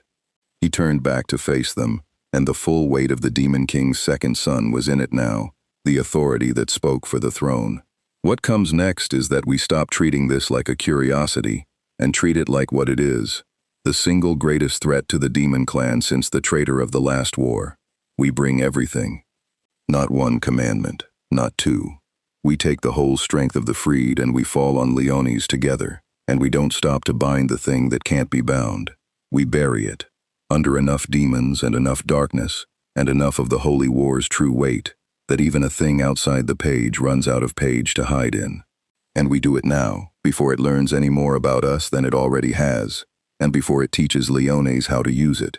He looked at Galand, at the ruin of him. You'll heal, and when you do, you'll come with us, and you'll be there when we bury it, because I think you've earned that, and because I want the thing that broke you to see all 10 of us coming, and understand that its one trick bought it nothing. And so it was decided, in a broken valley under a dead seal, that the holy war would stop simmering and boil over, not in the slow escalation the North had braced for, but all at once, the whole freed strength of the 10 Commandments turning as one toward Leones with a single purpose, to bury a devil under so much darkness that being unbindable stopped mattering. The clan of the dark was coming, all of it, and it was coming fast. Merlin felt the decision before any messenger could have carried it, the way she felt everything, a shift in the pressure of the world, a great dark weight in the south turning to face the north. They're coming, she said. She had come to the Boar Hat at a dead run, cloak still streaming from the speed of her travel magic, and she said it to the whole tavern at once, and the whole tavern went still, all of them, not one, not a probe, the whole freed strength of the commandments, moving together, moving now. Zeldris understood what we understood. He knows the curses won't hold the devil, so he's decided not to bind him. He's decided to bury him, and Leones with him, under the full weight of the holy war, before we learn to use what we have. Her eyes found Meliodas. Captain, this is the thing we were afraid of. This is the war, all at once, with no time to prepare for it. The tavern erupted. Ban already reaching for the ache of a good fight, Diane rising to her full house-tall height, King's spear snapping to his hand, the sins becoming, in the space of a breath, the terror that had once defended a kingdom. And in the middle of it, Meliodas didn't move at all. He sat with his hands flat on the table, and his head bowed, and Dante watched the small ancient thing gather itself, and understood that he was watching a captain do the private math every captain does, before he sends the people he loves into something that might kill them. How long? Meliodas said. Days, not weeks. They're not marching. They're coming, with all the speed the freed can muster, and that is considerable. Merlin's composure cracked, just slightly, just at the edges, the scholar giving way for a moment to the woman who had watched this kingdom bleed before. Captain, I have run the arithmetic every way I know how. The sins are the strongest force Britannia has ever fielded, and I do not think, against all 10 of them at once, at full freed strength, with the dark of the holy war behind them, I do not think it is enough. I think we lose this. I have never said that to you before. I am saying it now because you need to hear it before you decide anything. By the old arithmetic, we lose. The tavern went quiet again, because Merlin did not say things like that.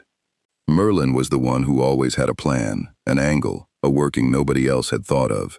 And Merlin had just told the 7 deadly sins, flatly, that they were going to lose. By the old arithmetic, Dante said.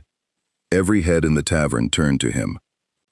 He'd been leaning in the corner through all of it, arms crossed, letting the panic run its course. And now he pushed off the wall and came into the middle of the room, and there was something in his face that hadn't been there before. Not the mild professional interest, not the graveyard weight, but the thing underneath both of those, the thing that had kept him alive through 100 impossible nights across a dozen worlds. The plain, unbothered readiness of a man who had made a career out of walking into rooms full of things that couldn't be beaten and beating them anyway.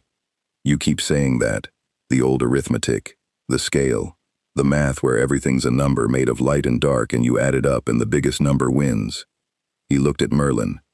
And you already told me your scale can't count me, so do me a favor and stop putting me in the equation like I'm a number. Because I'm not, that's the whole point. That's the thing that broke Galand's face. Your arithmetic says you lose because your arithmetic can only add up things it can measure, and there's a thing standing in your tavern it can't measure. He tapped his own chest. 10 commandments coming to bury me under the weight of the holy war. Fine. Great.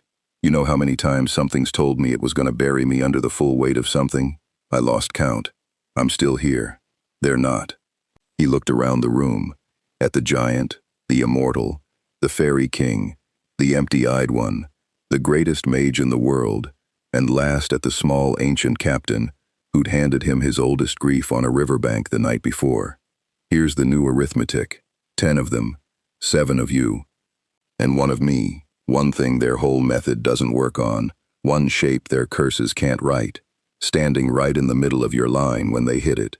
He drew the great sword, and let it rest point down on the tavern floor, and put both hands on the pommel, and smiled the smile he saved for the worst nights. Their entire strategy is bury the thing we can't bind. So let's find out what happens when the thing you can't bind is the thing standing between you and everything you came to bury.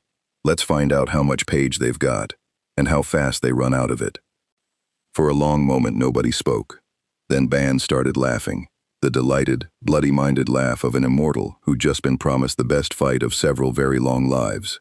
And Diane grinned her huge grin, and King's spear steadied. And Merlin, who had come running with the word lose in her mouth, felt the arithmetic shift under her, felt the whole shape of the problem change around the one variable her scale could not hold, and understood that she had been wrong. Not about the old math. The old math was correct, but about whether the old math was the only math that would be played.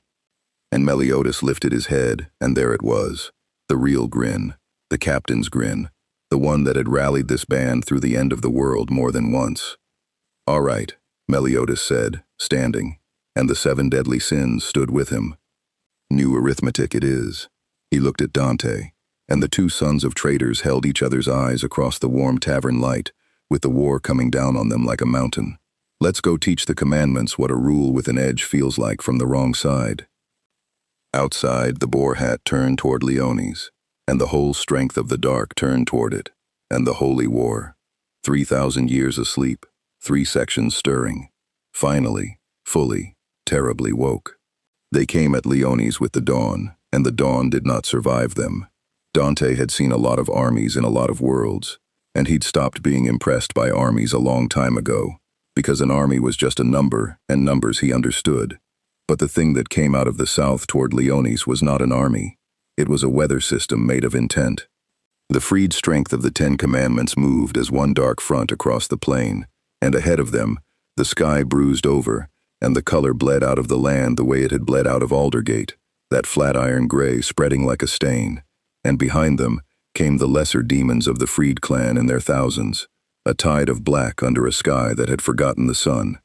The people of Leones, who had trusted so completely that they'd left their gates open and argued about eels, were behind the walls now and praying, and the holy knights stood on those walls knowing, most of them, that walls had never once stopped a commandment. The 7 deadly sins met them in the field before the gates, because that was who they were. And Dante stood in the line with them, and Merlin's new arithmetic went into effect. It went into effect hard. The first commandment to reach the line was Manspiet, and he came wreathed in a black flame that answered his will like a living thing, a demon who had burned goddess generals to ash in the last war, and he came for the giant because the giant was the biggest target, and the black flame loved a big target. Diane braced to take it, and Dante was there first, stepping in front of the fire with the great sword up, and the black flame that had unmade generals broke over him, and did not take, washed across a devil whose durability had been tempered in the fires of hell itself, and found nothing in him soft enough to burn. He walked through Manspiet's absolute flame the way he'd walked through Galand's absolute truth, and the look on the commandment's face, the specific horror of a demon watching its signature power become weather, was becoming, Dante thought, his favorite look in this whole world. Was that supposed to hurt? Dante asked, and shot Manspiet through the chest 4 times, before the demon finished being appalled, and Diane's fist came down where the fire had been, and finished what the pistol started, and the line held. That was how it went, all down the field, and it was the thing Zeldris had feared made flesh. The commandment's entire method was forbidding.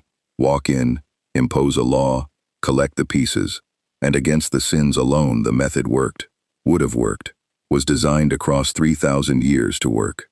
But the method had a hole in it now, a red-coated hole that stood in the line and could not be forbidden. And every time a commandment reached for the curse that was supposed to end a fight before it started, they had to reckon with the possibility that the fight was about to happen anyway, against a thing their laws couldn't touch, and the doubt of it slowed them a half-second, and against the 7 deadly sins a half-second was a kingdom's worth of time. Ban fought like the immortal he was, taking wounds that would have killed a mortal 10 times over, and simply not dying, laughing, snatching demons apart with the sacred spear he'd made his own. King raised his spear and rebuilt it into 100 shapes, a fortress, a storm of blades, the full terrible flowering of the fairy king's chastieful. Gauther broke minds. Merlin unspooled workings 3,000 years in the perfecting, and where her magic touched the field, the commandment's advantages simply stopped applying, cancelled by the greatest mage in Britannia doing the thing she did better than anyone alive. And Meliodas met the darkness in the register that was his birthright, the black of his own demon blood rising up his skin. Assault mode. The power of the demon king's heir turned against the demon king's chosen, and it was terrible, and it was beautiful, and it was 3,000 years of a traitor's grief, given a shape and a target. But there were 10 of them, and the lesser demons came in a tide, and even the new arithmetic had a cost. Dante felt the moment the fight turned from a battle into a crisis, and it turned the way these things always turned, not with a commandment, but with the small thing a commandment was willing to spend to win. He saw it from across the field, a knot of the lesser demons, peeling off from the main press, going wide around the sins line, going for the walls, for the gates, for the city full of people who'd argued about eels. It was Zeldris's cold arithmetic in miniature. The devil couldn't be bound, couldn't be buried fast enough, so make him choose. Pin the sins in the field, and send the tide around them into the city, and force the unbindable thing to decide what it was, a warrior who held the line, or a devil hunter who'd told a giant, over a beer, that the whole and only reason he did this was that something big always came out of the dark to eat something small. And here was the price of pacifism, the thing the outline had promised. Not Dante's pacifism, he didn't have any, but the terrible math of a battlefield where holding the line and saving the small ones were suddenly, deliberately, 2 different directions. Dante didn't hesitate. He'd made this choice in 100 worlds, and it had never once been a choice. "Meliodas!" he roared across the field, over the black fire and the breaking earth, and the captain's head snapped around. "The city. They're going around. I've got the city. You hold the line." And then he was gone, running, the great sword on his back and both pistols out, running flat out toward the wave of demons, breaking around the flank toward the gates, toward the walls, toward the people. And Meliodas understood in an instant what it cost, that the devil was pulling the one unbindable thing off the line where it did the most good, and spending it on the small ones instead, exactly as Zeldris had designed, and understood, too, that he'd have done the same, that they were the same that way, 2 sons of traitors who'd both decided the small things were worth more than the strong things, and would keep deciding it forever no matter what it cost. "Then we hold harder," Meliodas bellowed to the sins, and the black rose higher up his skin, and the line that had lost its unbindable center closed the gap by sheer refusal, 7 becoming somehow enough, buying with their own blood the time the devil needed. "Ban, king, close it up. He's buying the city. Don't you dare waste it." Dante hit the tide of demons at the gates like the rift had hit Aldergate. There was no finesse in it, and no need for any. This was the work he'd been built for, and chosen for, and defined himself by across every world he'd ever bled in. A wave of things out of the dark, coming for people who couldn't stop them, and one devil standing in the gap. He drew and fired, and the pistols never seemed to empty. He cut, and the great sword was everywhere. He was under the demons, and above them, and through them. That fast, bright, terrible rhythm from the burned village now scaled up to a horizon. Brass casings and black blood raining together on the churned ground before the gates of Leones. On the walls, the holy knights who'd expected to die watched a single man in a red coat unmake a tide that should have unmade the city. And the veteran Deldry, who'd called him a wolf in a henhouse, who'd asked what his rule would be, watched the wolf plant himself between the demons and the children and not move, and understood, too late to have said it kindly, exactly what the devil's rule had always been. It took an hour. It cost Dante wounds that would have ended anything else, and that closed on him as fast as they opened, the coat in tatters, the white hair black with other things' blood. But the tide broke on him, and then it thinned, and then it was gone, and the gates of Leones held, and behind them a city full of people who would never know how close it came, went on being alive. He turned back toward the field. And the field was ending, because the sins had held harder, had spent everything and bought the hour, and broken the back of the commandment's assault through sheer refusal to fall, and the dark front that had come out of the south was in tatters, lesser demons fleeing, commandments down or reeling, the terrible weather system of intent finally, at enormous cost, dispersing, all but one. Because Zeldris was still standing in the center of the ruined field, untouched, waiting. He had not spent himself in the assault, had held back the way he held back everything, and now the second son of the Demon King looked across the wreckage of his clan's great gamble, and saw that it had failed, that the whole strength of the freed had not been enough to bury the unbindable thing, that his cold, correct arithmetic had come apart on exactly the variable he'd feared. And Zeldris did the thing that Zeldris always did, the thing that made him more dangerous than Galand's contempt or Istaros's laziness ever could be. He accepted the new information, and he adjusted. "Enough," Zeldris said, and his voice carried across the ruined field, though he did not raise it, and something in it made even the fleeing demons stop. He looked at the devil coming back across the field from the gates, tattered and blood-black and entirely, infuriatingly alive. He looked at his brother, at Meliodas, black-skinned and burning in assault mode, the traitor, the grief, the thing Zeldris had spent 3,000 years being unable to either kill or forgive. And he made a decision that was worse than the assault, colder and cleaner, and aimed with terrible precision at the one thing on the field that could still be broken. "If the thing outside our page cannot be buried by our strength," Zeldris said, "then I will stop spending our strength on it."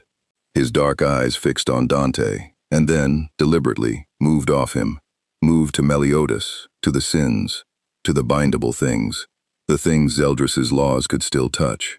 "You cannot be forbidden, devil. I concede it. So I will forbid everything around you instead. I will bind your friends, who are not from outside the page.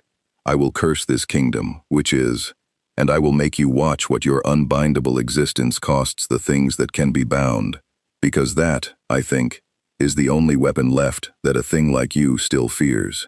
He raised his hand, and the commandment in him woke, the absolute law of piety, the curse that had made him the Demon King's right hand, and the whole ruined field felt reality begin, once more, to obey. "Let's see how much your one trick is worth, when I stop aiming at you, and start aiming at them." And Dante stopped in the middle of the field, blood-black and tattered, an hour of slaughter behind him, and the whole weight of Zeldris's terrible pivot in front of him, understood that the fight had just changed shape again, and that this time the shape was aimed exactly where he couldn't put his own unbindable body in the way. The thing that couldn't be bound was about to learn what it felt like to watch the rules land on everyone he'd chosen to stand with. The curse of piety came down on the field, and it did not come for Dante. That was the horror of it, and Zeldris had built the horror on purpose. His commandment was absolute the way all their commandments were absolute, reality obeying a law woven into the bones of a world the Demon King had helped make, and its law was devotion. Within Zeldris's reach, a being who did not serve its master faithfully lost its strength. Loyalty was made into physics, and betrayal into weakness, and it had bound goddess and demon and sin alike across 3,000 years, because all of them ran on the grammar the curse was written in. It reached across the ruined field now, past the one thing it could not read, deliberately past Dante, and it fell on the sins. And Dante felt his one advantage become his one helplessness. He watched it happen, and he could not put his body in the way of it, because it was not a fist or a fire, it was a law, and there was no standing between someone and a law that had already decided to obey. He watched King stagger as the curse reached for his devotion, and found the complicated truth of a fairy king who served his own conscience before any master, and watched the strength go out of the great spear. He watched Ban who served nothing and no one, Ban whose immortality was the only thing that kept the curse from simply switching him off. dropped to a knee with his stolen strength guttering. He watched Diane falter and King catch her, and both of them falter together. The curse of piety read the sins' loyalties, found them bent toward each other and toward their captain, rather than toward any proper master, judged that disloyalty, and enforced. The strongest force Britannia had ever fielded came apart at the seams of a rule, exactly as Zeldris had promised, and Dante, the unbindable thing, the hole in the page, stood in the middle of it, able to do precisely nothing, because you cannot cut a law in half with a sword. "There it is," Zeldris said, and there was no pleasure in it, only the cold satisfaction of a man whose arithmetic had finally found purchase. "You see, devil, you are outside the page, but everything you chose to stand with is written on it, and I can read every line." His hand stayed raised, the curse pressing down, and the sins buckled under it one by one. "I will strip the strength from every ally you have, and then the lesser demons I still hold will finish them, while you stand there unbindable and useless, and you will learn the lesson the traitor never learned." His eyes cut to Meliodas, burning and buckling like the rest, that choosing the small things over the strong things only means you have more small things to watch die. And Meliodas, black-skinned, half-crushed under a curse his own brother had aimed at the family he'd chosen over blood, lifted his head, and met Dante's eyes across the ruined field, and said the thing that turned the whole battle on its final hinge. "Dante," his voice was wrecked, but it was steady. "The curse. It's a rule. You told me on the river. Every rule has an edge. It's reaching past you because it can't read you." The black flickered on his skin, as piety pressed harder. "So make it read you. Get between it and its source. It can't forbid what it can't define, but it still has to travel. It still comes from him. You can't block a law, but you can go break the thing writing it." And there it was. The edge of the rule, found not by the mage or the immortal, but by the grieving captain, in the middle of being crushed by it. The simple, brutal insight that a curse might be an unblockable law, but the demon casting it was still a demon, still a thing that ran on the old grammar, still a thing that a devil's sword could reach. Dante moved. He crossed the ruined field toward Zeldris, faster than an hour of slaughter had any right to leave in him, and Zeldris, who was not a fool, who had never once been a fool, understood the play instantly, and made the only counter available, because he could not curse the unbindable thing, but he could still fight it, and Zeldris, in his own person, was no lesser commandment. He was the Demon King's right hand.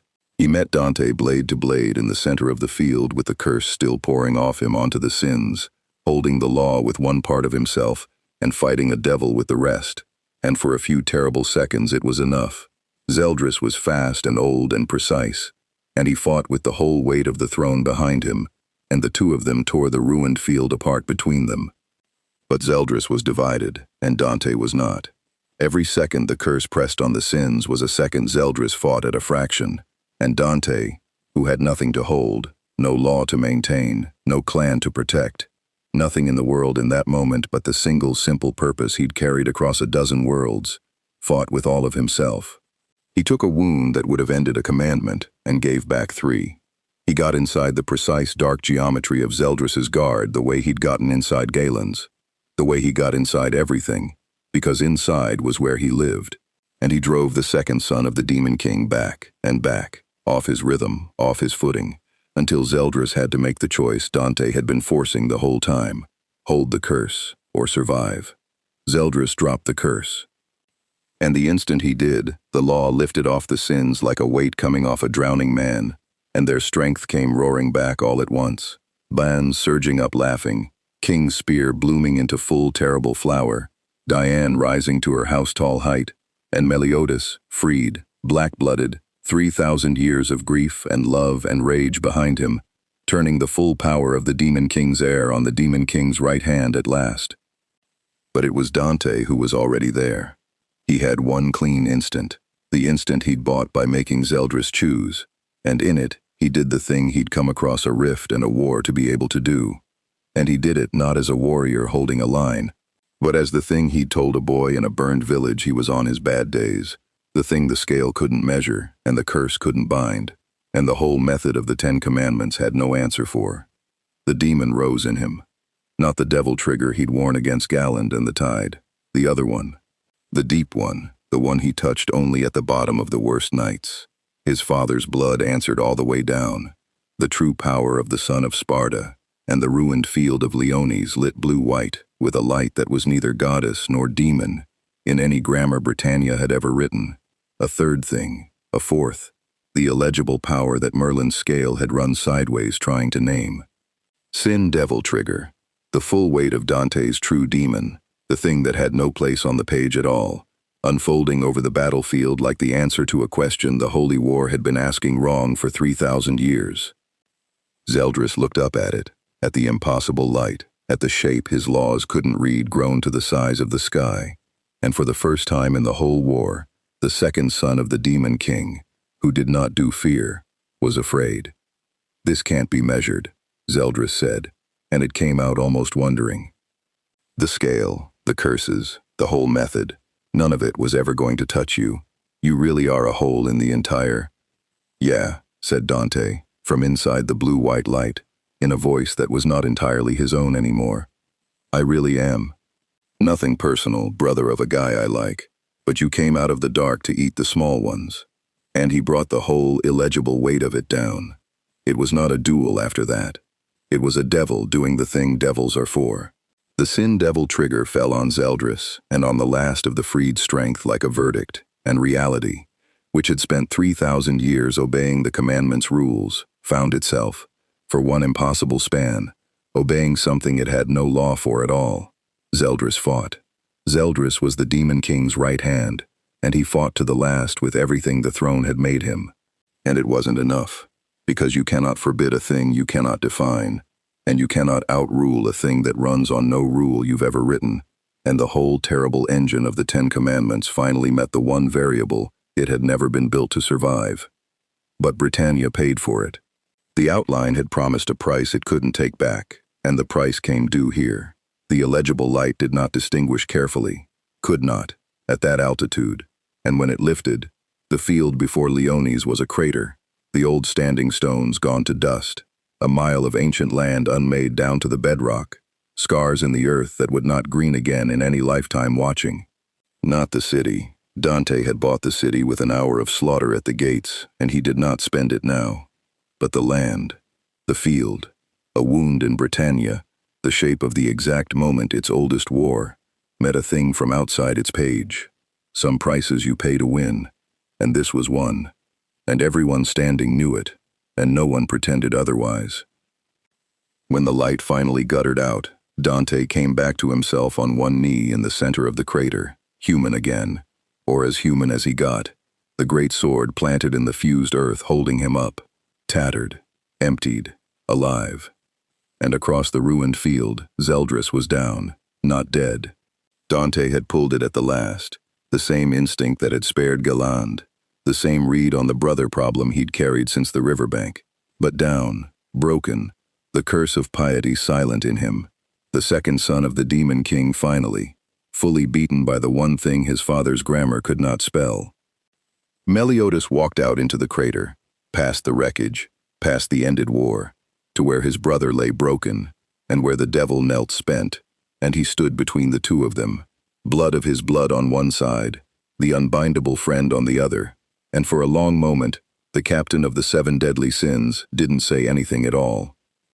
Then he looked at Dante, and there were 3,000 years in his face, and something new underneath them. "You could have killed him," Meliodas said. "You had it, same as Galand." "Yeah." Dante got a hand under himself, hauled up off the sword, swayed, held, had a hunch you'd want a word with your brother more than you'd want a body. He looked down at the broken thing that had aimed a law at the family this small ancient man had chosen over his own blood. "Also, I meant what I said on the river. Everything written's got an edge. Maybe he does too. Maybe there's a door in him same as there's a door in your curse. I don't fix those, but I've learned not to slam 'em shut when I don't have to." And Meliodas, standing in a crater between the brother he couldn't save and the friend who'd just refused to make that impossible, standing at the end of a holy war that had woken and been put back down by a thing from outside every page Britannia had ever written, looked at the son of Sparda and understood that the devil had just, for the second time, handed him a door he'd spent 3,000 years believing was a wall. Behind them, Leones stood. Its people lived, and the whole strength of the 10 Commandments lay broken across a scar in the land that would remember this day for as long as Britannia had memory. The land did not green again where the light had fallen, and Leones learned to call it the Devil's Field and to leave it be. They came out to look at it in the days after. The holy knights first, then the ordinary people, once the knights swore it was safe, then the children who threw stones into the fused crater to hear the strange bell note the glass earth made. It became a place you took visitors. That's where the war ended, the people of Leones would say, in the low, careful voices that had once been reserved for the 10 Commandments, and now belonged to a single afternoon. That's where the man who couldn't be measured put the whole dark down. Nobody agreed on exactly what he'd been. Half of them said angel and half said devil, and the ones who'd been on the walls that day said neither, said you had to have seen it, said the light hadn't been either color the world knew. The scholar Merlin, when she was asked, and she was asked often, in the years that followed, would only smile and say that some things were more interesting than the words the language had for them, and refuse to say more, and go back to the notebooks she filled and never showed anyone. Zeldris lived. That was the strange, unresolved thing at the heart of the piece, and everyone knew whose choice it had been. The second son of the Demon King had been carried, broken and silent, not to a cell and not to an execution, but to a room in Leones under Merlin's watch, and what would come of it no one could say, whether he'd wake to hatred, or to the long, slow question his brother had spent 3,000 years asking, whether the door Dante swore was in everything written would open in him, or stay shut forever. Meliodas spent hours at his brother's bedside and told no one what he said there, but he stopped looking, in the days after, like a man who'd given up on something, and that was new, and everyone who loved him marked it. Dante healed the way Dante healed, which was to say, infuriatingly fast, and while complaining about the food. He stayed longer than he'd meant to. He'd told the giant, over a beer, that he didn't do the home thing well, that he'd tried it once and it hadn't taken, and all of that was still true, but the boar hat had a way of not asking him to be anything he wasn't, and the small ancient captain had a way of sitting across a fire in comfortable silence, and Ban's cooking really was a warning, but you got used to it, and for a while Dante let himself simply be somewhere that had, against every expectation, turned out to feel less like a job, and more like the thing the job was always supposed to protect. Merlin got her word-for-word account of the Sin Devil trigger, every sensation, every detail, and filled a notebook with it, and started 3 more. Diane taught him the names of the constellations this world ran to, which were different from the ones back home, and he pretended not to find that as strange and sad and lovely as he did. But he was a devil hunter, and the thing about being a devil hunter is that the dark never runs out of things to send, and eventually the road starts pulling again, in whatever world you're standing in. It pulled on a gray morning by the river, and Meliodas walked out to meet him at the water's edge, because of course he did, because the captain always knew. "You're going," Meliodas said, not a question. He'd learned to read the devil the way the devil read everyone. "Yeah." Dante watched the water. "Rift I came through's not the only door. Merlin thinks she can find me another one, point me somewhere useful, or home, or somewhere in between. There's always more of them, Meliodas. Doesn't matter what world. Something big always comes out of the dark, and somebody's got to be standing there when it does." He almost smiled. "You know the speech. You basically wrote it. You just did it in one place for 3,000 years instead of a lot of places for none." "That's the difference between us," Meliodas agreed. "I planted, you wander. Neither one's wrong." He was quiet a moment, and then he said the thing he'd walked out to the river to say. "You gave me something, you know. Not the fight. The fight was going to happen with or without you, and maybe we'd have lost it. But that's not the thing." He looked up, and the ancient face was open in a way it almost never was. "You walked through my father's oldest law like it was nothing, and you told me every rule that gets written has an edge. And I've spent 3,000 years believing my curse was the one thing in creation that didn't, that Elizabeth dies because the law says she dies, forever, no door. And now I've watched a law that's held since before this kingdom existed, reach for a man, and find nothing to hold. He breathed out, slow. I still don't know if there's a door in my curse. Merlin's looking. I'm looking. Might be a wall after all. But I stopped assuming it was a wall just because I hadn't found the door. And I hadn't done that in 3,000 years. And I don't think I'd have done it without a devil falling out of my sky to show me a rule breaking. He put out his hand, so, thanks, for the edge. Dante looked at the offered hand, the small ancient hand of a demon who'd chosen the world over his own blood, 1,000 years before Dante's father had made the same choice, in a different one, and took it. Do me a favor, Dante said. When you find that door, 'cause you're the type, you'll find it. You go through it. Don't stand there being noble about how you don't deserve it. You've paid the whole tab twice over. Go get her, and stop paying. He let go and shouldered the great sword, and the coat settled around him one more time. That's my professional opinion. Devil hunter to demon king's kid, free of charge. I'll think about it, Meliodas said, which from him was a promise. They walked back up to the boar hat together, and the goodbyes were what goodbyes with people like that always are. Diane too big and too honest for anything but a hug that nearly cracked his ribs. Ban a grin, and an offhand come back and fight me for real sometime. King a stiff nod that meant more than it looked. Gauther a long, unreadable look that might have been the closest that one came to affection. Merlin a final flurry of questions, and then, unexpectedly, a hand on his arm and a quiet thank you for being unmeasurable. It was the best gift you could have given me. And Meliodas, last, in the doorway of the tavern that walked, saying nothing at all, because they'd said it at the river. Then Merlin opened a door in the air, a clean one this time, nothing like the wound he'd fallen through, and on the far side of it was somewhere else, some other world with some other dark in it, and some other small things that would need standing between them and that dark, and Dante, the son of Sparda, the devil who hunted devils. The hole in the page that a 3,000-year war had broken itself against, gave the 7 deadly sins one last easy salute, and stepped through it, back onto the only road he'd ever really walked, in whatever world it happened to run through. The door closed. The boar hat turned toward Leone's and home.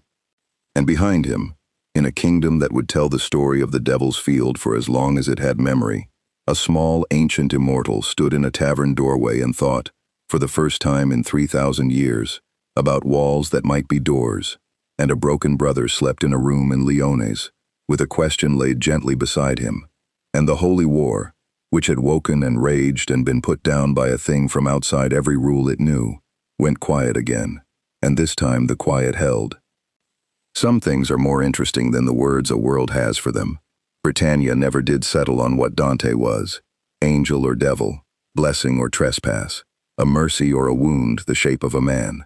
Merlin filled her notebooks and kept her own counsel.